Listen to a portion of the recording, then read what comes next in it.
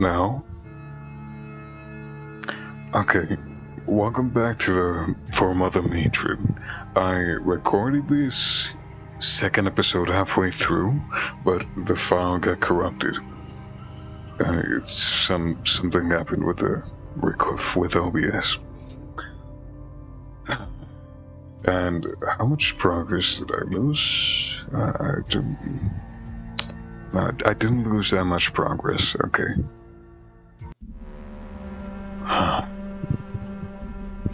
I gave this speech on I like people when they engage with my videos, because I know they want me to continue a series or something that I really like, something cliche like that. Anywho, on the last episode we were searching for Pugs and Rich, and we got to see Meteor Marissa, who has a lead on Rich, who is also has a crush on Rich. It's kind of weird. You'll see. A slog journey to Forga following the vague direction that my map provides certainly does not make any better. I really should make a more detailed map sometimes. Why was this place called Forgot anyway? I wish I remembered. Oh. Funny story actually.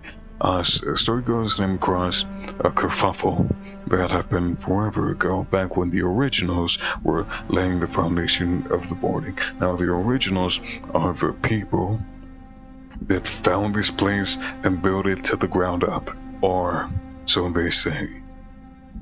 But that I don't mean the building and stuff they found where they are wasn't really fit for life though. The originals were tasked with making it livable. Yeah.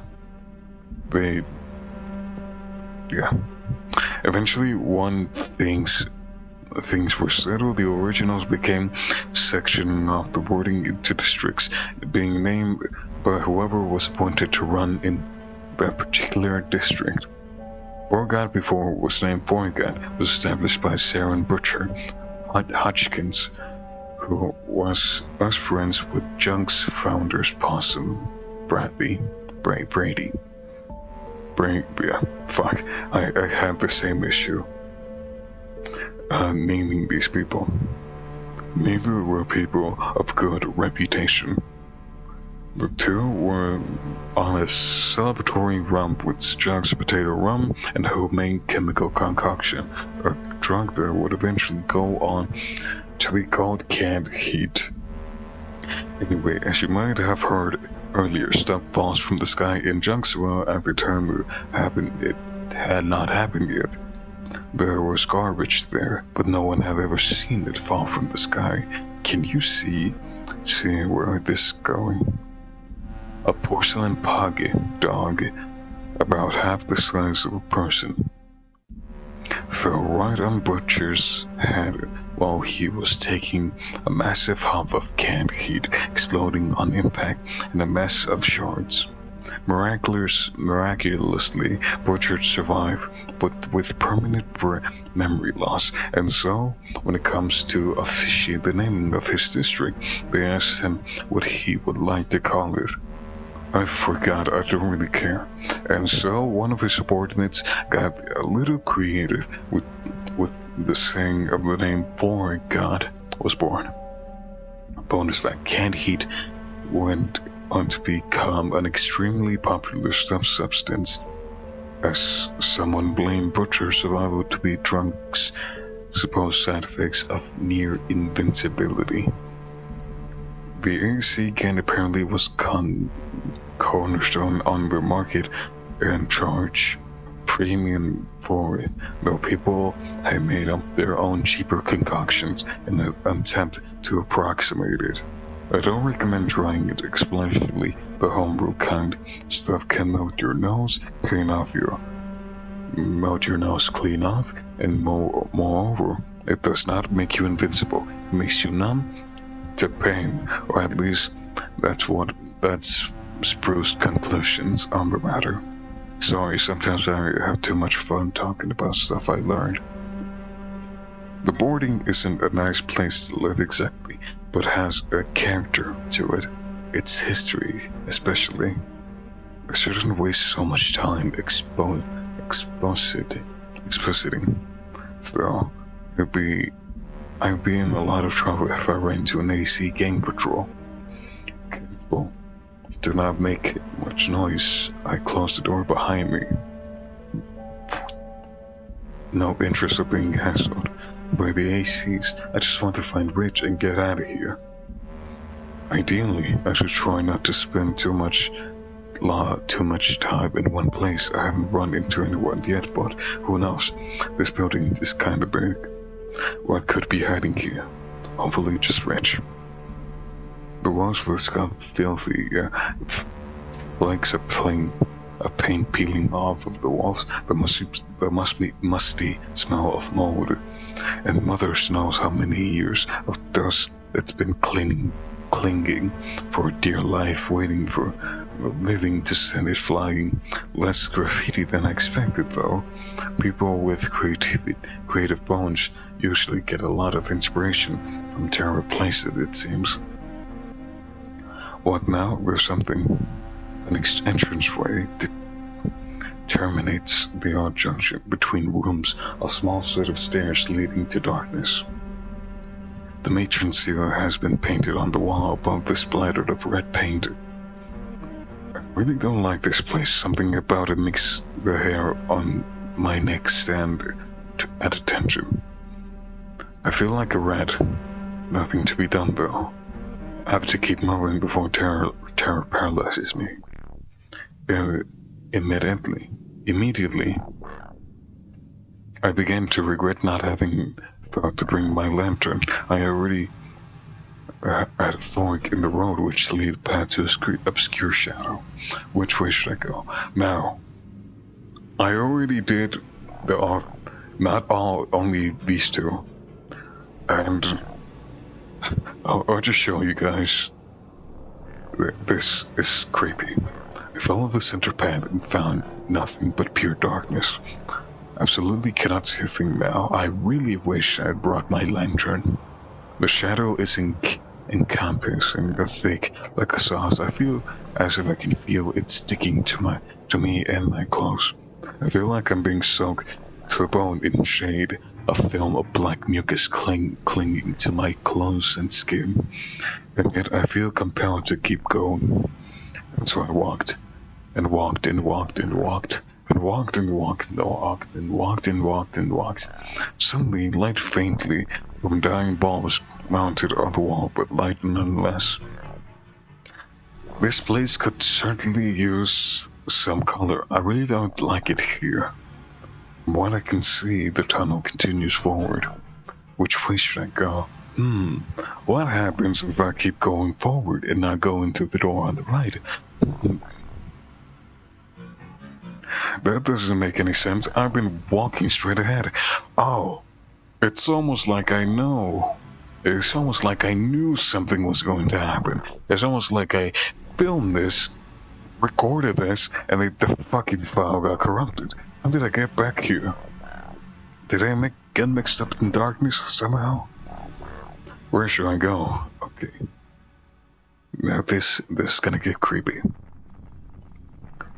The room is starkly empty, and it's coldly lit by an unfeeling bulb in the ceiling.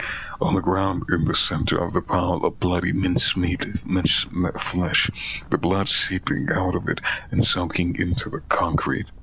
The room stinks of pennies, pungent enough that it tickles my tongue too. The taste of red life essence, the tip of the iron ballerina's toes tapping gracefully across my taste buds. But the worst of it all, to me, is that I'm not alone in this room. There's someone else.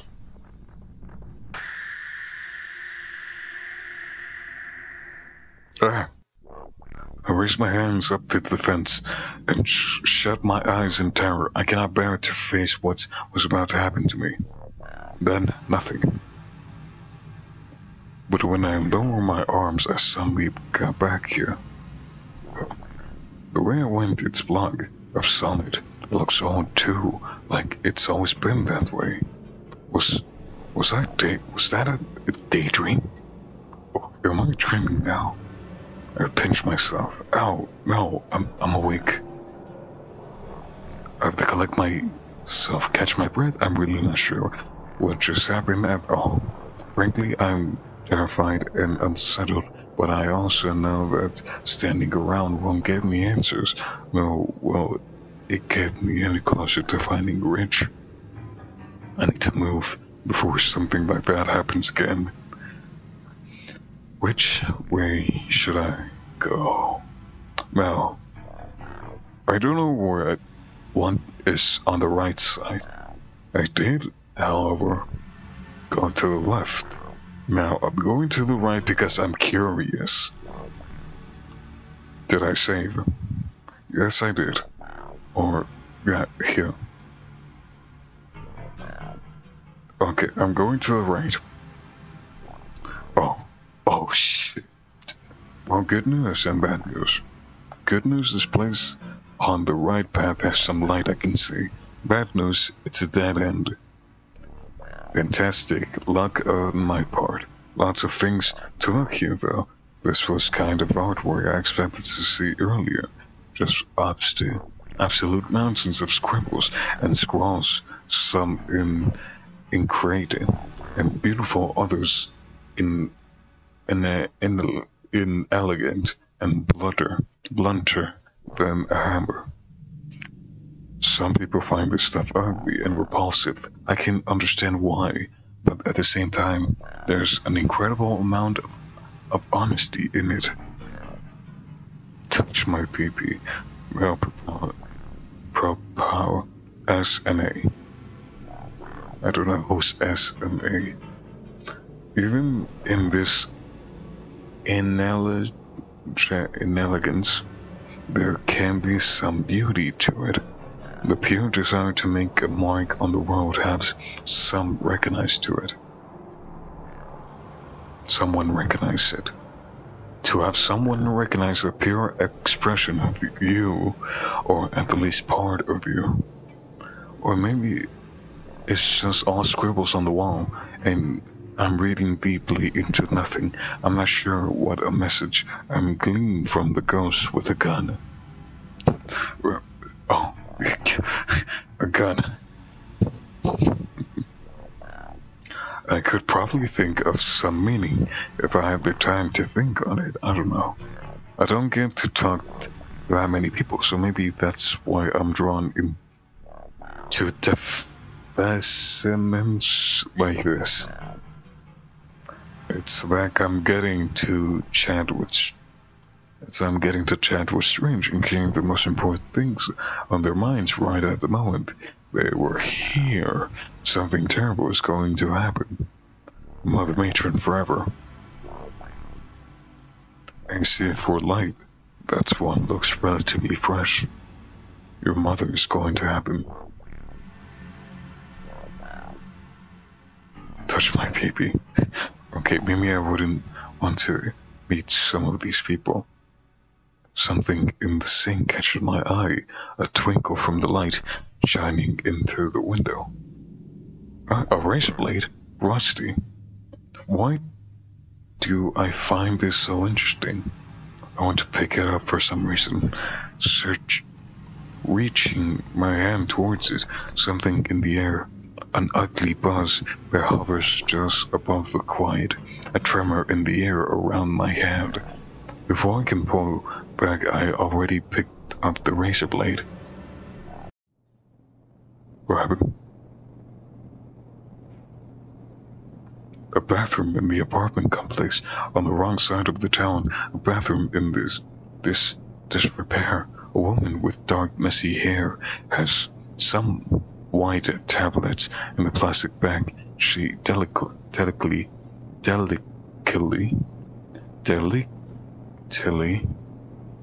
pulls one from the bag and stares at it, slowly a feelings of resting in her stomach. No blinking, her hand trembling slightly.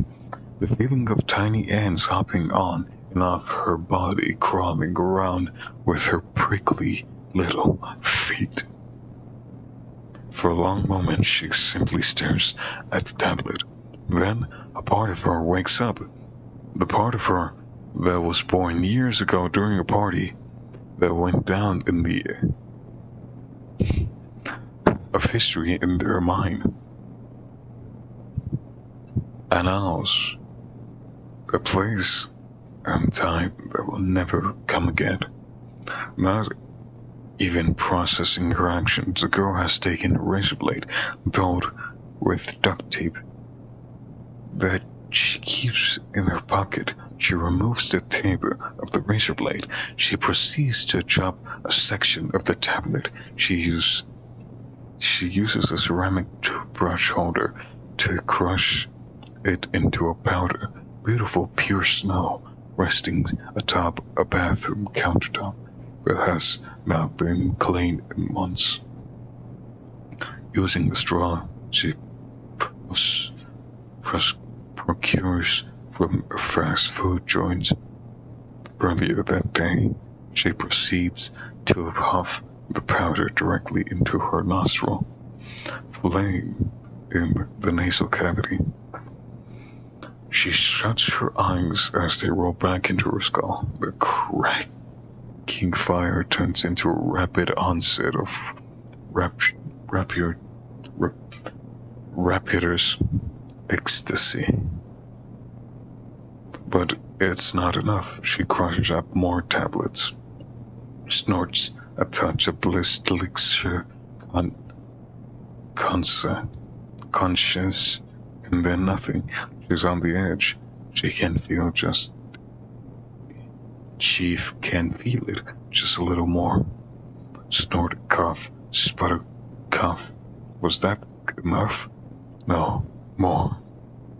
One last tablet for sure this time. The process repeats and it's up her nose before she can comprehend how much she has gone up there already. And then there it is. She no longer feels like she's in a filthy bathroom. She feels like she's ascending. She passes by Icarus and then the sun. She waves at angels at heaven's door. The vacuum of space welcomes her, open arms, the night sky behind her eyes that comes when the drug is in her system. A feeling that everything is fine. The party is back on. The music is loud and thumping. Then the girl loses balance. She stumbles and falls headfirst into a door with a loud bang. She's jittering like a roach in bleach. Someone's banging on her door. She cannot say a word. What the fuck? I feel so strange. My head is swimming. Yeah, reasons I don't do drugs. This is my reality. It also kills me. What just happened to me? Did I black out? Is this that thing I heard about when you're so tired you start dreaming while you're awake? I need to get a grip. I should keep moving. Make the way back where I came. Which way should I go? Oh, okay, nice. Oh, cool. So we go forward, we went right. Okay, now we go left. I found myself trudging down the very dark hallway, only faintly lit by light at the end of the hall. Yeah, it doesn't matter. Where should I go? Did I save here? Because I went to the dark hall on the right, where she stumbled across. Did I save this? Oh, yeah, I did. Okay, so this time I'm going straight.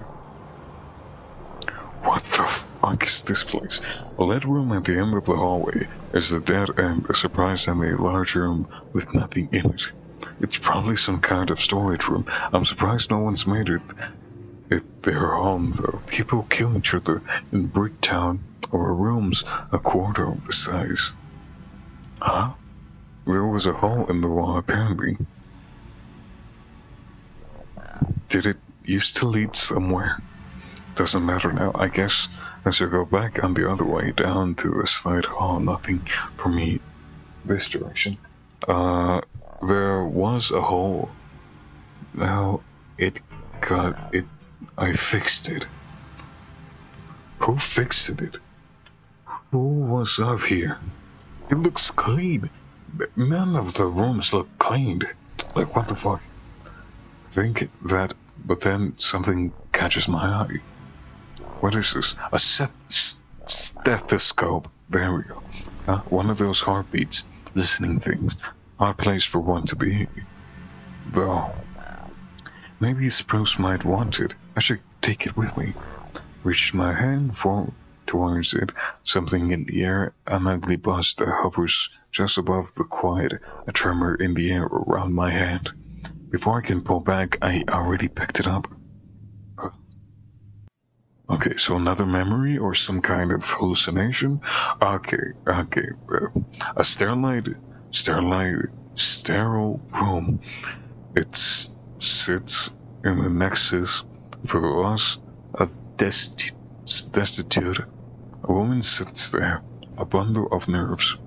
Her eyes scan the room. The walls of barren save.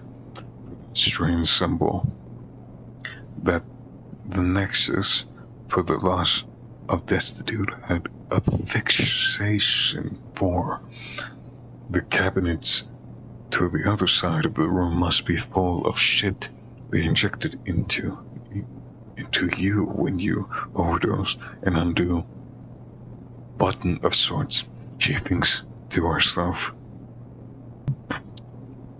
The girl ponders how much money must have been spent in vain attempts to prolong the lives of people like herself.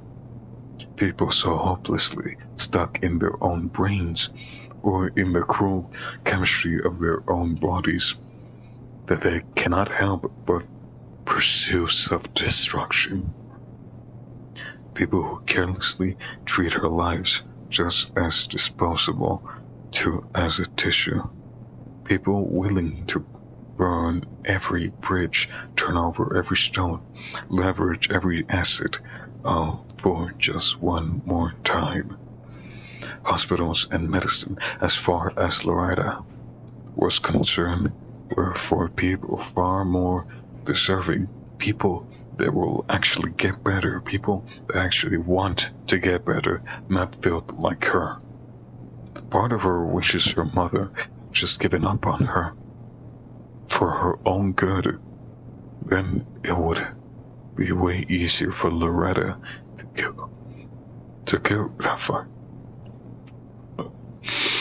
kill herself in peace with a cosmic high so strong it could pulverize her soul into shards of glass and fry her brain like an omelet, and her useless, selfish little heart could find rest. That kind of death, or even better, the world.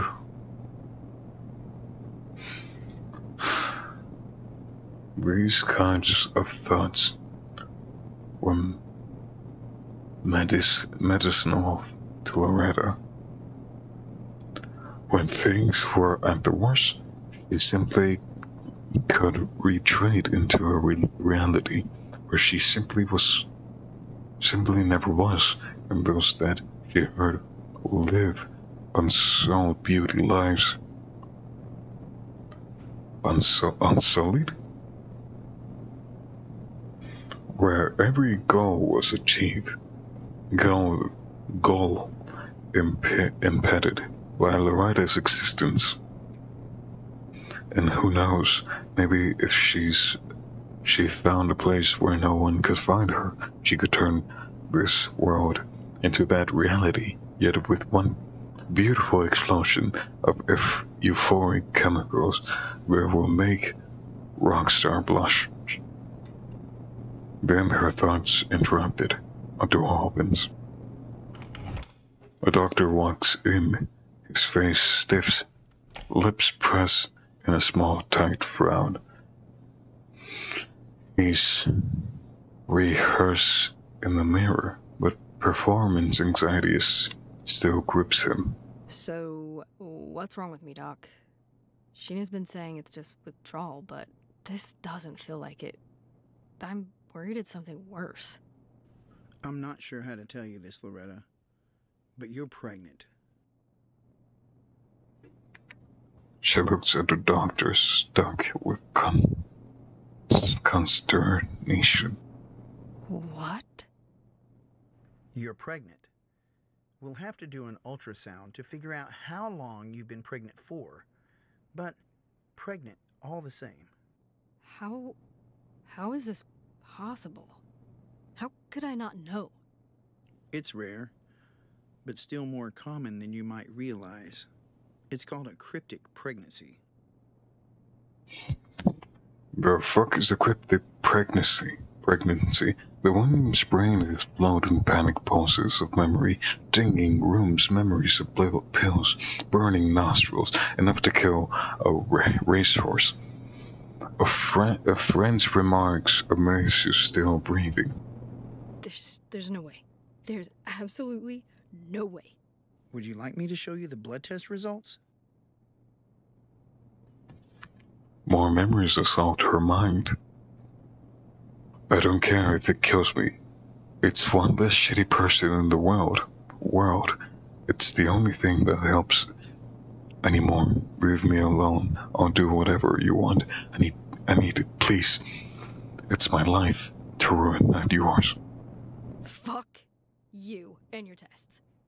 You're lying to me. You're fucking with me. Loretta, I'm really sorry you had to find out like this, but it's the truth. You're going to have a baby. The doctor's face is stone. He's as serious as he can be. There's no fucking way. Do you need a moment to yourself? Yeah. Yes, please. The doctor goes to leave. He stops to look back at the woman for a moment, then he leaves, closing the door behind him. The woman is alone. She feels more alone than she was ever before. She feels like a brick, drowning slowly.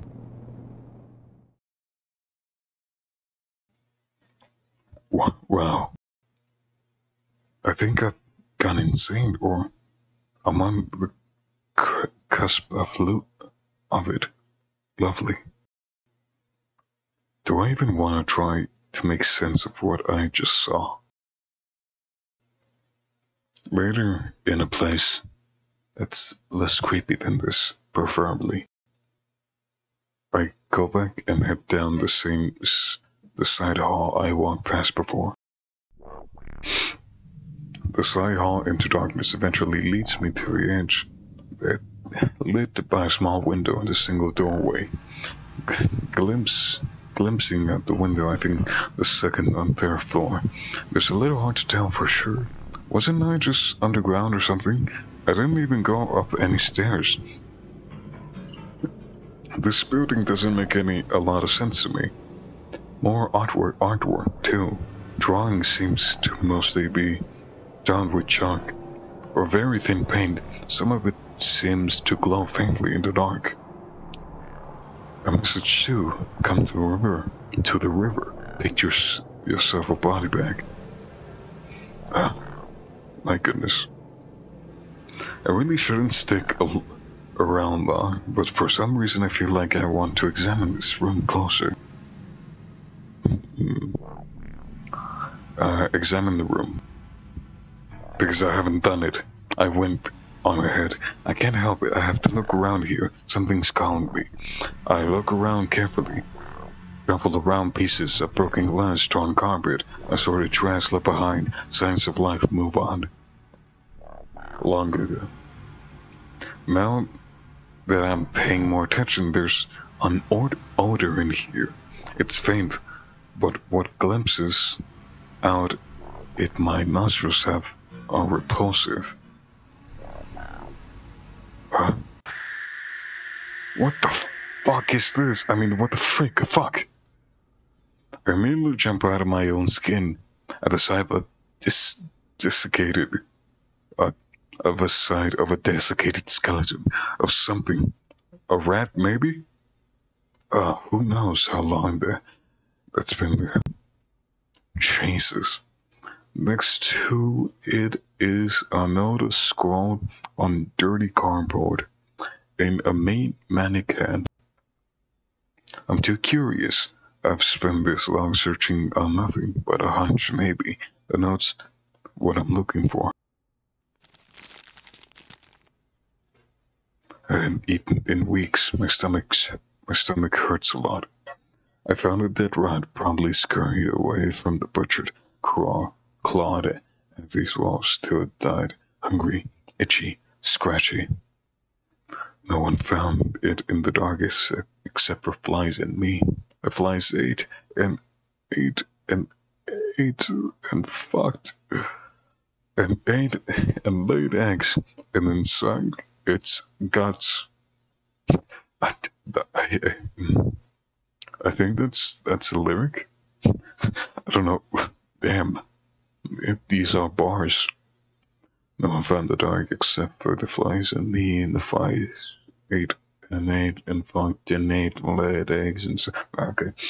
That and rotting its eyes melted out of the head, lots of eggs, yummy eggs, stewing its skin like grains of rice. I ate it. My tummy stopped hurting. I feel alive again. But now my stomach is going buzz, buzz. Buzzy, buzzy. Buzz, buzz, buzz, buzz, buzz, buzz, buzz, buzz, buzz, buzz, buzz, buzz, buzz, buzz.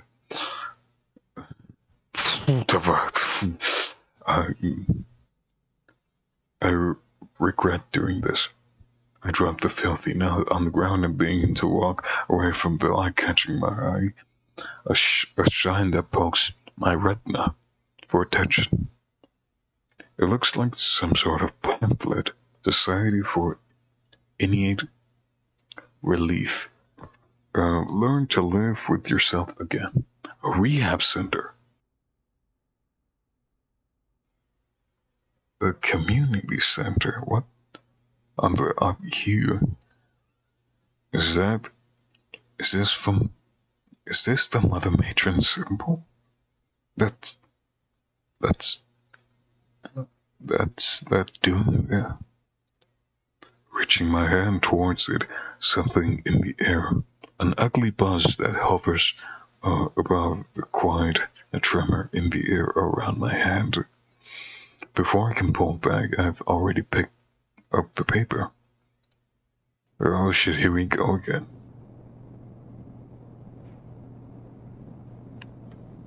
Always it sits in an nexus for the lost and destitute, a shelter for the broken and vulnerable that I can't let go.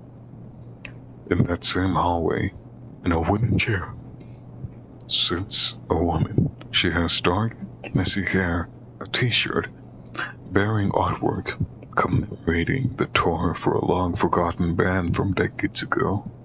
The radio stopped whispering their tunes within her, in her mind, their full volume on repeat background noise, and to a party that she wishes she never stopped.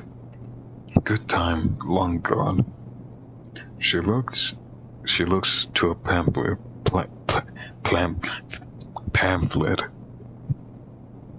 She was handed during orientation, not even worth the paper it's printed on. She thinks to herself. She throws the pamphlet into the trash can down the hall with a Fox basketball toss of sight and sigh.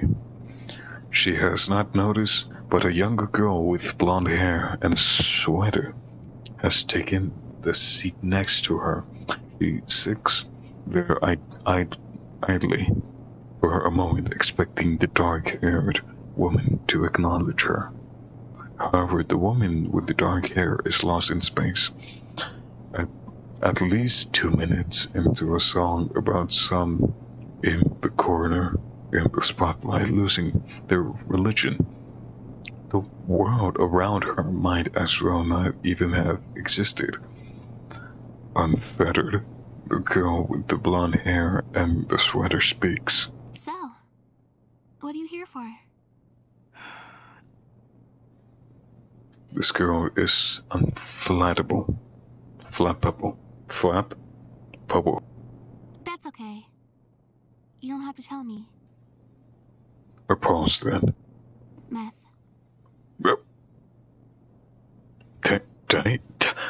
Damn, you're just gonna give it out. Well, I'm not one to talk since I tell stuff bluntly. Huh? That's what I'm here to kick.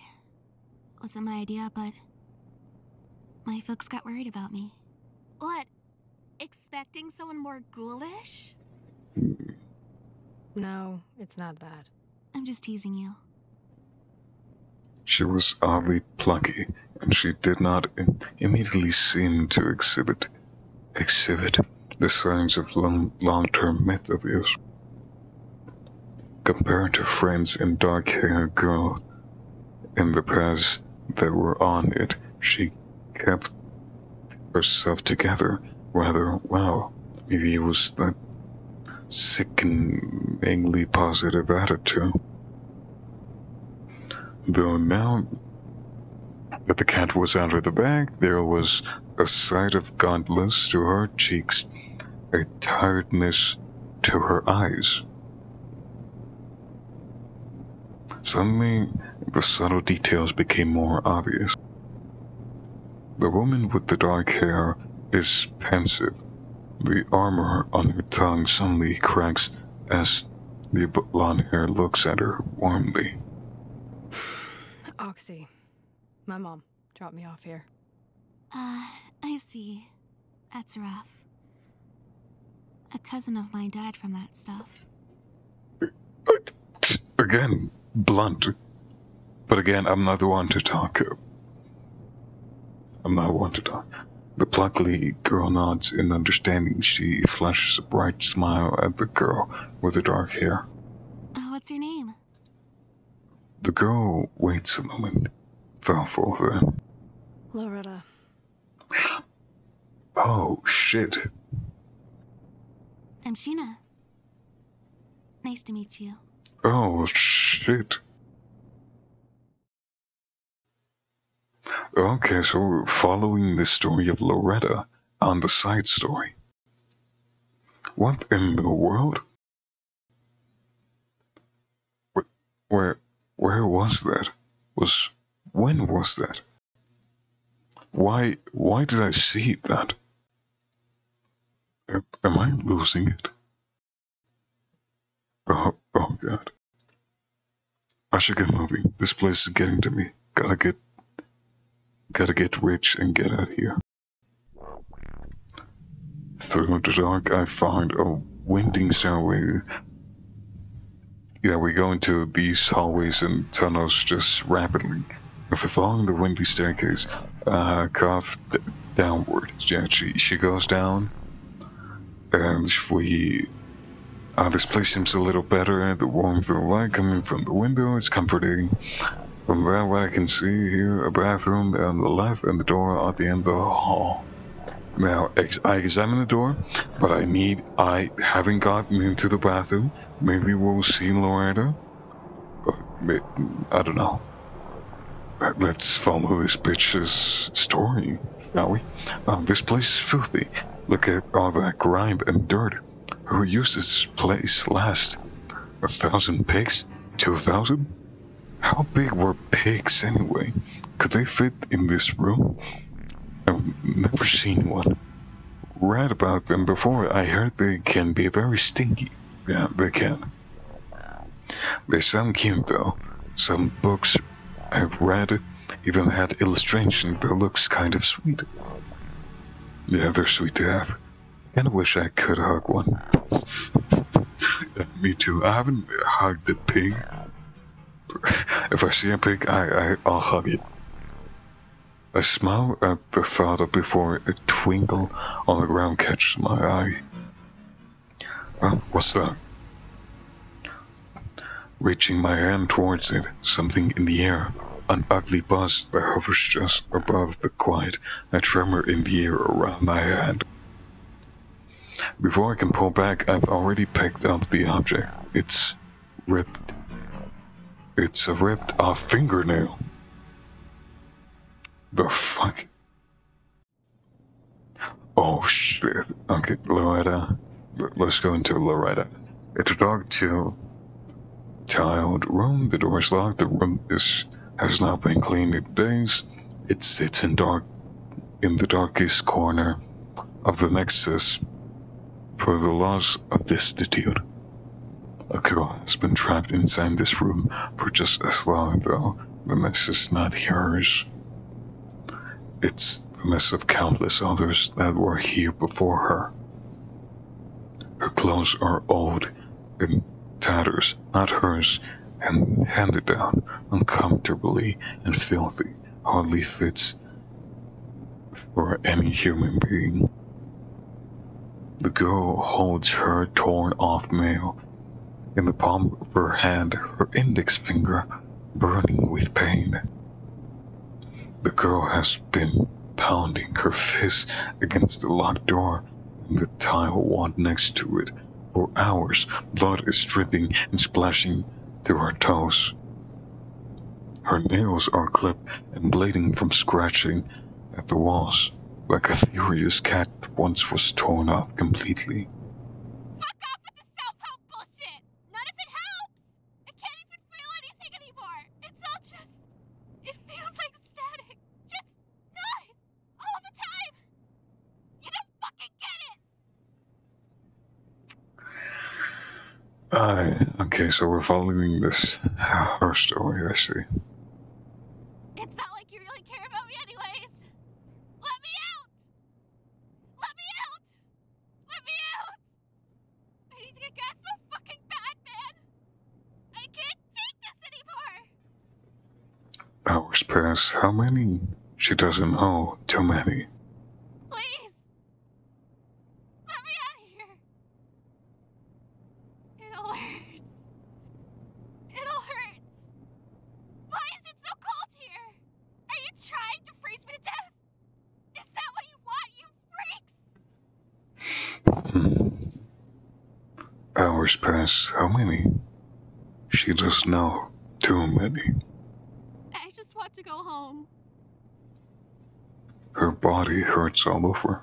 Her stomach has felt like a cauldron for what has seemed like eternity. She can almost imagine little holes forming in her stomach, lining as it cannibalizes itself.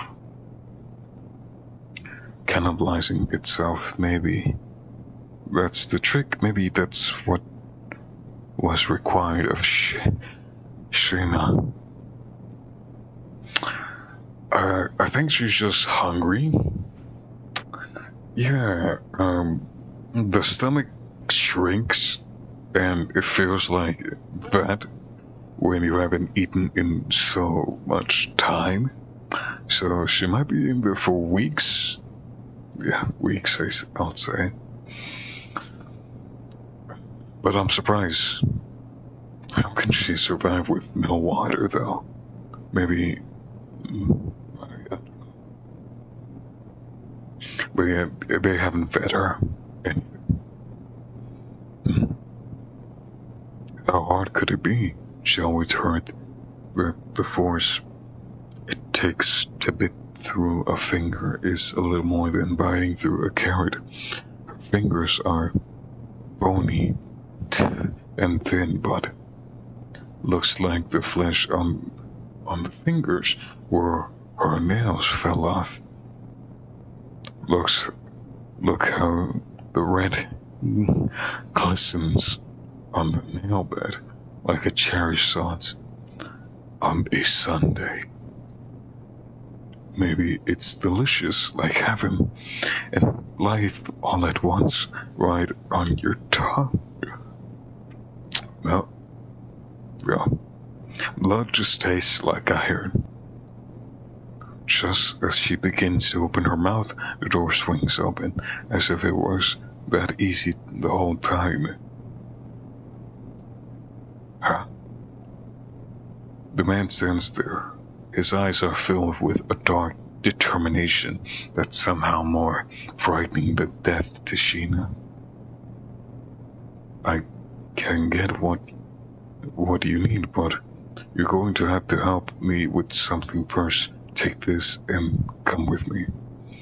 He hands the girl an old rusty kitchen knife and begins walking. She stares at it for a moment, stunned and whimpering, then she follows. What the fuck? Holy sheesh. That was scary. Something about that was so vivid and real. I'm out of breath. My fingers hurt, too. I should get moving. There's gotta be something better through that other door. At the very least, I don't want to be here anymore. You know, call me crazy if you want, but I have a good feeling about this door. Oh, mother, I am really going crazy. Oh, mother. Get it together, Lizzie, get it together. I knocked on the door gently. Hello, is anyone Yeah, I'm here. I shrieked and stumbled backwards. Where the hell, heck, did you come from? Sorry, I was sleeping. That's weird. You smell kinda funny. What is that smell? The flank of the sausage steak out of my pocket oozes. Without thinking, I almost tell him about the amount of flesh in my pocket, but then the shame of having to justify having purchased it seals my lips. That's not important. Where were you sleeping at? You pop out of nowhere. Scared me half to death.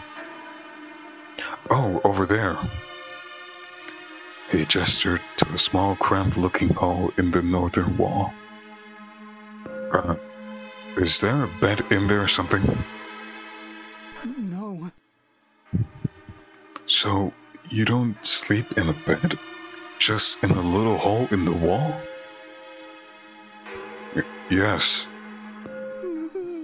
He fidgets a little. Fidgets. I had one for a while, but a couple of those AC gang guys came by and took it. Not that I minded. They needed a place to sleep. I'm happy to help. Ground's just fine for me. Did they threaten you? I'm fine. Oh, not at all. Oh, that's good. They just kept punching me over and over until I gave it to them. They didn't bother threatening me. This poor kid. I don't recommend taking the chair, by the way. It makes your tailbone hurt after a few minutes. Also, the one leg just likes to come out all of a sudden, slaps, but you can slap it back on. What? The table is good, though. I really like to keep that, but if it stops you from punching me, I don't mind giving it to you. Please, leave the blanket here, though. I don't like eating off the floor, and last week the neighbor brothers lost their frisbee, so I had to give them my plate. I'm not here to take your stuff. Oh, you're not? That's a relief. What are you here for, then? I explained how I got the letter from the mother matron and needing to find the boy she mentioned in the letter. Oh, I got one of those letters too. Glad. Probably, I wasn't really sure what I was going to do about that. I thought about just heading out to Mother Matron's tower, but he nervously tries to peer behind me. They were still around earlier. You didn't run into any of the ACs, did you? No, I didn't. I think it's safe to leave now. I pondered telling him about some of the other things I saw on the way, but he'd probably think I was insane. You're rich, right? My name is Rich, but I don't have any money or anything. Again, not here to take things from you. I literally just told you. I came here because of the letter. Ah, right, sorry. Force of habit. Nice to meet you. Pox, I'm guessing. No, my name is Lizzie. Weird, you look like a Pox. This is strange. I'm not sure how to make that, but okay. I'm guessing that means you don't know who he is or where he is. Nope, not at all. Why does he sound so proud when he says that? Great. I'm sorry. No, it's okay. We'll just have to go back to go look for him then. How about we head to the market? I kinda woke up an appetite trying to find you.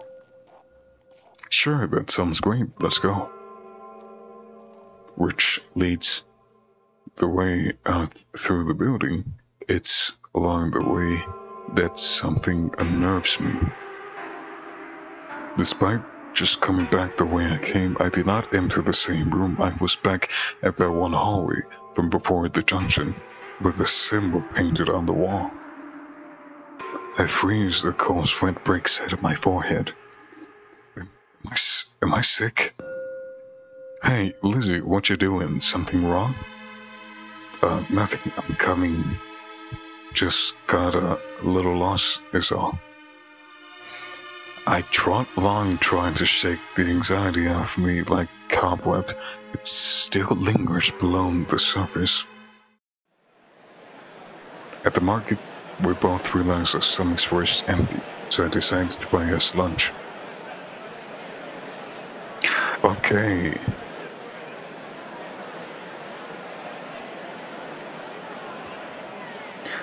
Okay.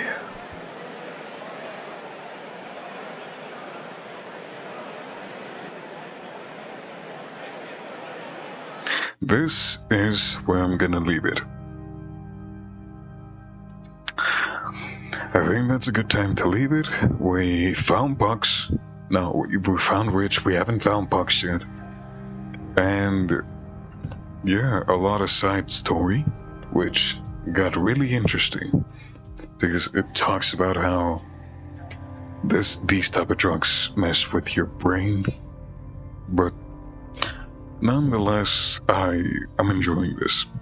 Also, if you are enjoying this, please, I'm begging, like, subscribe, comment, like anything. But anywho, thank you for watching, and I'll see you guys in the next video. Bye.